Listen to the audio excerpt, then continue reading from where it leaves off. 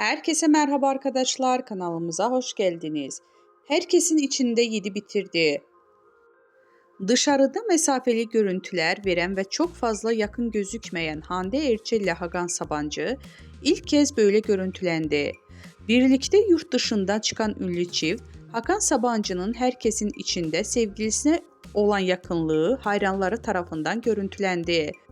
Görüntüleri izleyen Erçel hayranları ise Hakan enişte Hande'yi yemiş, Hakan aşka geldi, Hakan biraz yavaş mı olsan yorumları yapıldı.